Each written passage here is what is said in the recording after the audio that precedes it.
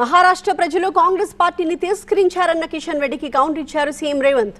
మోదీ నాయకత్వాన్ని కూడా మహారాష్ట్ర ప్రజలు తిరస్కరించారన్నారు.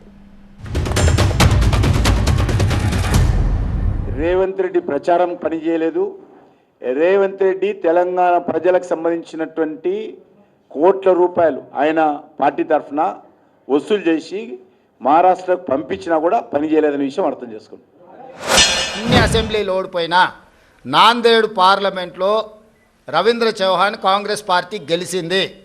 దీన్ని బట్టి నరేంద్ర మోడీ నాయకత్వాన్ని ఆ మంత్రివర్గంలో పనిచేస్తున్న కిషన్ రెడ్డిని చీదరించుకున్నారు, చీకొట్టిరు మహారాష్ట్ర ప్రజలు. మహారాష్ట్రలో అద్భుతమైన విజయం సాధించినని గొప్పలు చెప్పుకుంటున్న బీజేపీని పార్లమెంటులో నాందేడ్ పార్లమెంట్లో ఎక్కడైతే ఉత్తమ్ కుమార్ రెడ్డి గారు ఇన్ఛార్జిగా వ్యవహరించారో ఆ సీటు కాంగ్రెస్ పార్టీ గెలిచింది. ఈ మాత్రం ఇంగిత జ్ఞానం కూడా బీజేపీ నాయకులకు ముఖ్యంగా కిషన్ రెడ్డి గారికి లేకపోవడం, అలాంటి ఇంగిత జ్ఞానం లేని వ్యక్తిని కేంద్ర మంత్రిగా చేయడం అనేది మన దురదృష్టం.